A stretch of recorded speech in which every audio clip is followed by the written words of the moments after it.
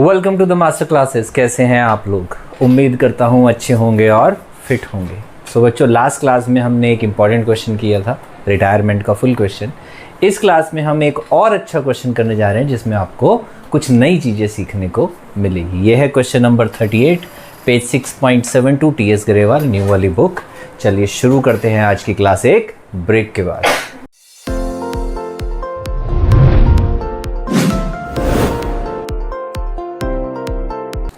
Welcome back. हाँ जी बच्चों, question number 38। तो जैसा मैं हमेशा बोलता हूँ, पहले क्वेश्चन को आराम से पढ़ना है। अपनी सारी इंपॉर्टेंट चीज़ जो भी है, ट्रांजैक्शंस हैं, जो भी क्वेश्चन में इंपॉर्टेंट बातें लिखी, उन सबको क्या करना है, अंडरलाइन करते जाओ या लिखते जाओ, जिससे क्वेश्चन करने में आसानी हो। चलिए सबसे पहले क्वेश्चन को रीड करेंगे। शॉर्ट में लिखेंगे XYZ 3 पार्टनर्स हैं और इनकी जो रेशो दे रखी है दैट इज 3:2:1।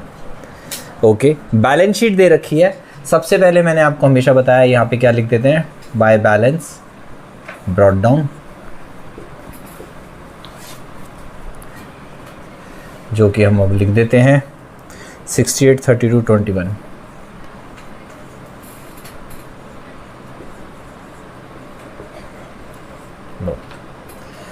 अब एसेट साइड को देखना शुरू करेंगे। सबसे पहले cash at bank, okay, debtors, provision, stock, investment.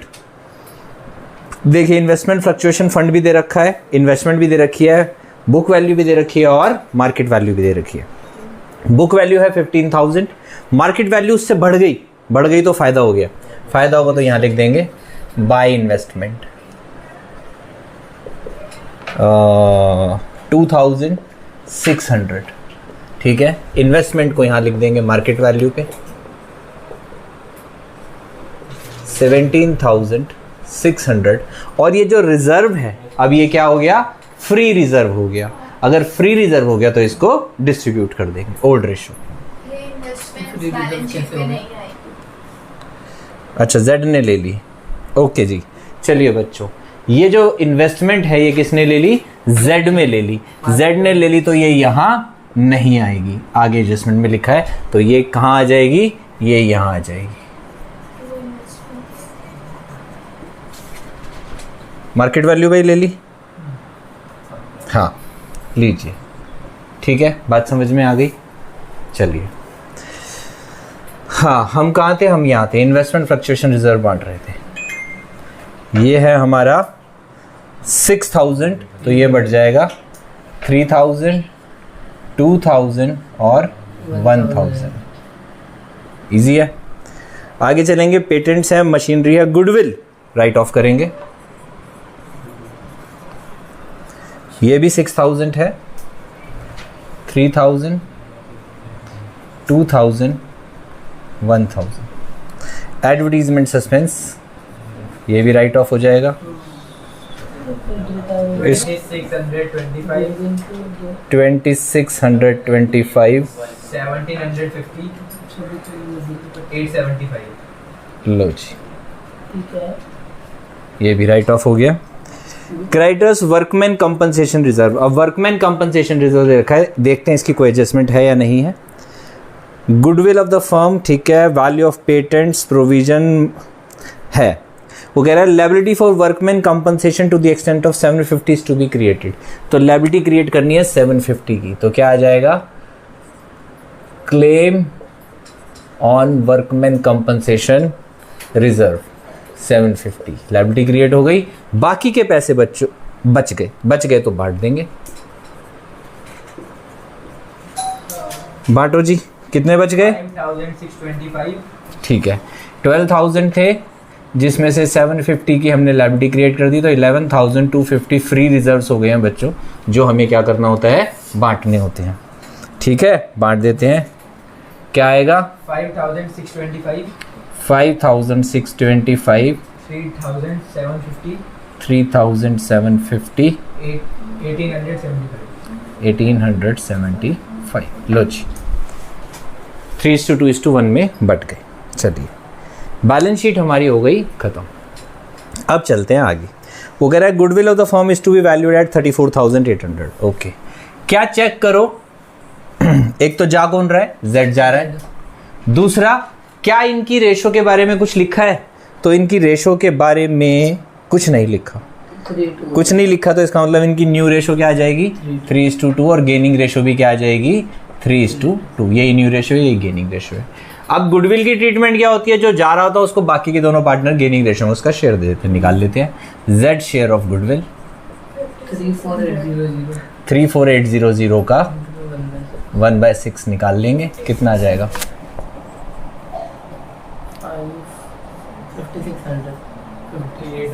5600 बच्चों कैलकुलेशंस तुम्हारी बहुत अच्छी होनी चाहिए, वरना सारे कॉन्सेप्ट धरे के धरे रह जाएंगे अगर कैलकुलेशन में गलती कर दी तो। ठीक है,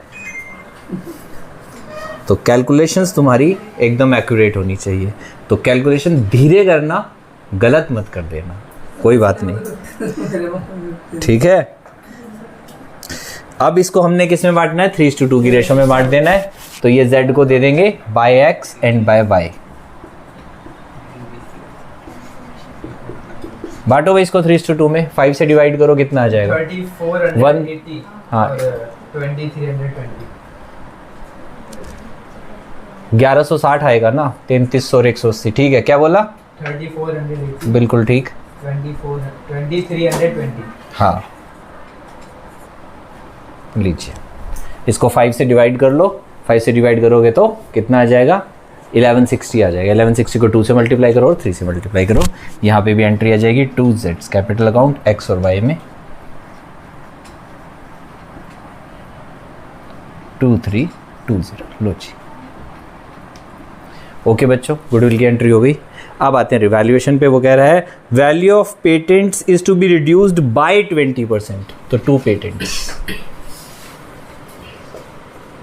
20% वैल्यू कम करनी है, यानी कि 2000 कम कर देते हैं। आगे कह रहा है मशीनरी की 90% तक ले जानी है, and that of machinery to 90%, यानी कि मशीन कितनी कम करनी है 10% कम करनी है। मशीन 5000 से कम हो गई। ठीक है, आगे वो कह रहा है provision for doubtful debt is to be at 6% on debtors. अभी कितने हैं 6% बनेंगे 2400, तो 2 प्रोविजन तो 400 रुपये और बना देंगे, क्योंकि 40,000 है, 40,000 का 6% होता है 2400, 2000 के ऑलरेडी बने हुए हैं, तो 2400 के हमने उसको कर दिए।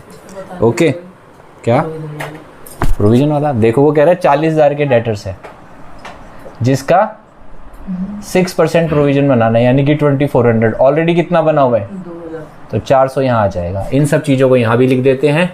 ठीक है, साथ के साथ काम निपट जाएगा। पेटेंट्स हो जाएंगे हमारे 8000 के, मशीन हो जाएगी हमारी 45,000 की, और डेटर्स जो हो जाएंगे हमारे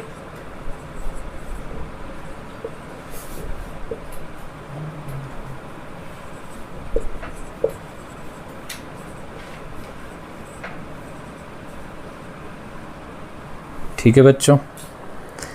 Z took the investment at market value, entry हम ऑलरेडी कर चुके हैं। Liability for workman compensation to the extent 750 is to be created, ये भी हम कर चुके हैं।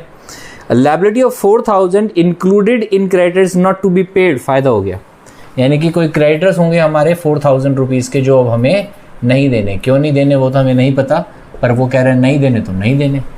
ठीक है, तो यहाँ पे हम क्रेडिटर्स को लिख देते हैं।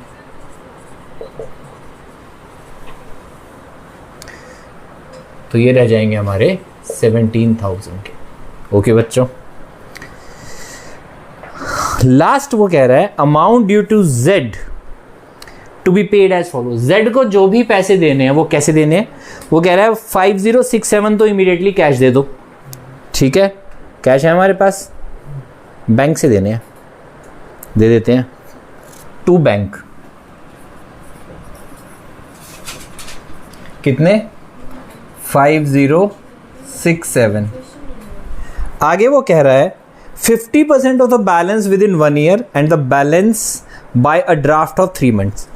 जो बचा ये देने के बाद, यानी कि अब जो भी इसका बचेगा बैलेंस, उसमें से आधा तो हम देंगे 1 साल बाद, यानी कि उसके लोन अकाउंट में ट्रांसफर कर देंगे, और बाकी के आधे का उसने बोला है एक ड्राफ्ट बना दो 3 मंथ्स का। ड्राफ्ट माने कि क्या बनाना है, यानी कि बिल्स ऑफ एक्सचेंज, यानी कि एक बीपी साइन करके हमने उसे दे देना है, ठीक है। हमारे लिए वो बीआर नहीं है, हमारे लिए क्या है, बीपी है, ठीक है। उसके अलावा कुछ बचा नहीं है क्वेश्चन में, तो चलिए इसको अब क्लोज करना शुरू करते हैं, ठीक है।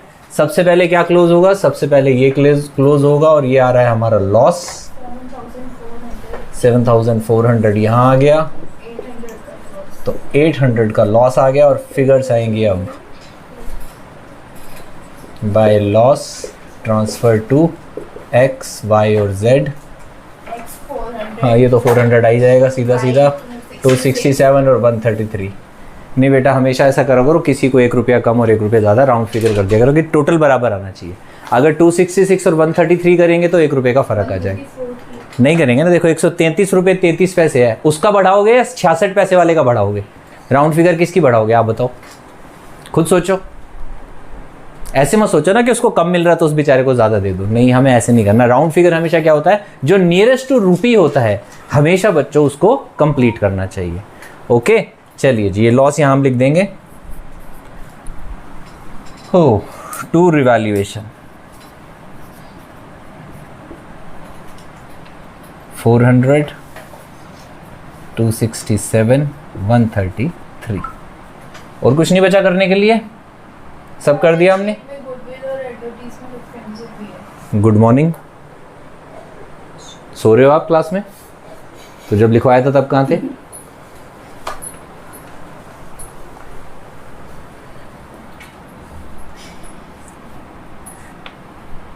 देखो बच्चों, आप लोगों की कंसंट्रेशन बहुत ज़्यादा ज़रूरी है, जो कि होनी चाहिए। सबसे पहले z को क्लोज करेंगे हम। टोटल करो भाई, कितना आ रहा है z का? 29,675। ओहो भाई, क्वेश्चन करके बैठा एक। 21, 22, 23 और 5 28। ओके 29, 200, 29, 500, 29,675। ओके यहाँ पे भी लिख देंगे। मेरे ख्याल से थोड़ा और बड़ा बनाना चाहिए, क्योंकि 2-3 चीज़ें अभी आनी हैं।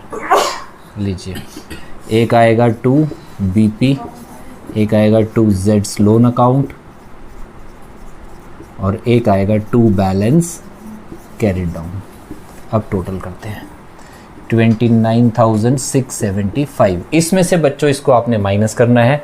देखिए क्या आ रहा है, 17, 18, 18, 5, 23,000 तो एक हो गया, 200 एक हो गया है, 5,000 बचेगा पक्का। टोटल बताना कितना आ रहा है? 24,675 आ रहा है। हाँ। कर लेते हैं। 75 तो आ गया, 6 और 8 14, 15 16। ओके 7 और 1 8, 9, 9 और 5 14। लो जी, बैलेंस आ गया बच्चों 5,000, जिसमें से उसने क्या बोला है, आधे का हम बिल बातें नहीं भाई,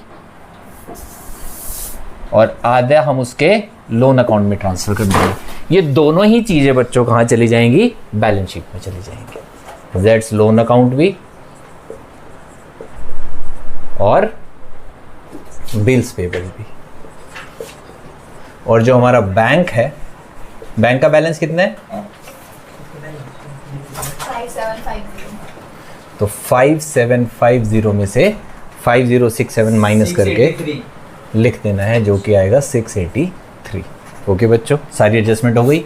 तो कोई भी एडजस्टमेंट अगर आप बाद में करोगे तो चांसेस है भूल जाओगे, साथ साथ लिखते जाओगे तो कभी भी नहीं भूलोगे। अब रह गया इन दोनों का टोटल, कर देते हैं। 625, 76,625, 750, ये भी 7 आ गया और ये भी 3 आ गया, 37,750। ये यहाँ लिख देते हैं हम। 76,625 और 37,750। चलिए अब इनकी कैपिटल बैलेंसेस निकाल लो। 67,120। 67,120। कैलकुलेशन चेक कर लेना बच्चों अपनी। 31,413। 413 सब सेम है, कोई फ़र्क तो नहीं है। चलिए सो बच्चों, ये कैलकुलेशंस हमने कर लिया है और ये कैपिटल के बैलेंसेस अब यहाँ लिख देंगे।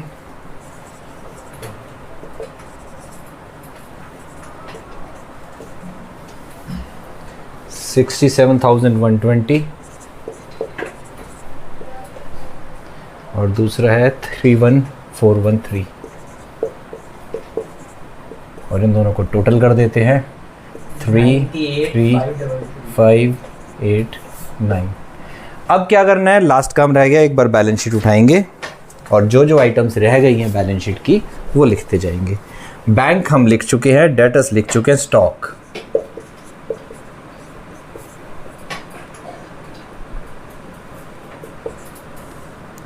स्टॉक में कोई चेंज नहीं है। यहाँ पे बच्चों वही आइटम्स बचती है जिसमें कोई चेंज नहीं होता। इन्वेस्टमेंट लिख चुके हैं, पेटेंट्स लिख चुके हैं, मशीन लिख चुके हैं, गुडविल भी लिख चुके हैं और एडवर्टीजमेंट सस्पेंस भी लिख चुके हैं। इधर से आ जाओ, क्रेडिटर्स लिख चुके हैं, वर्कमैन कंपनसेशन का ट्रीटमेंट हो गया, इन्वेस्टमेंट फ्लक्चुएशन का हो गया और कैपिटल्स भी लिख देते हैं। शायद कुछ रह गया, कुछ नहीं रह गया।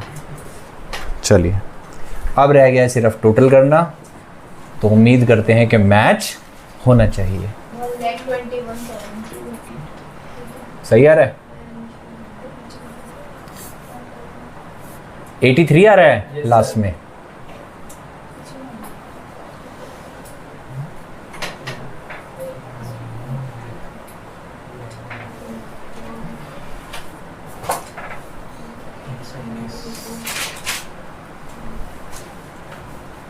ये आ रहा है? Yes sir. 131283 2 आएगा।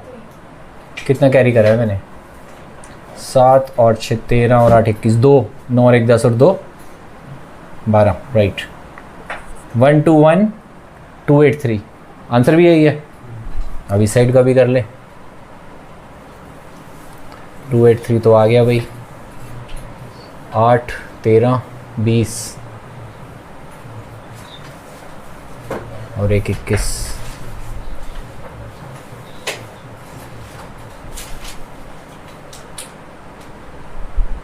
2 4 और 2 6 6 और 6 12। लो जी, तो बैलेंस शीट हमारी क्या हो गई? मैच। उम्मीद करता हूँ आपको ये अच्छे से समझ आ गया होगा और फिर भी आपको कोई डाउट रह गया है मन में तो आप कमेंट बॉक्स में कमेंट कर सकते हैं। कोशिश करूँगा जल्दी से जल्दी रिप्लाई कर सकूँ। इसको कर लो कॉपी बच्चों। मिलेंगे नेक्स्ट क्लास में ऐसे ही एक अच्छे क्वेश्चन के साथ। और नेक्स्ट क्लास जो है बच्चों, नेक्स्ट क्वेश्चन जो है वो होगा कैपिटल एडजस्टमेंट का, क्योंकि इसके बाद कैपिटल एडजस्टमेंट के क्वेश्चंस शुरू हो जाते हैं। तो चलिए मिलते हैं नेक्स्ट क्लास में। Till then please take care of yourself.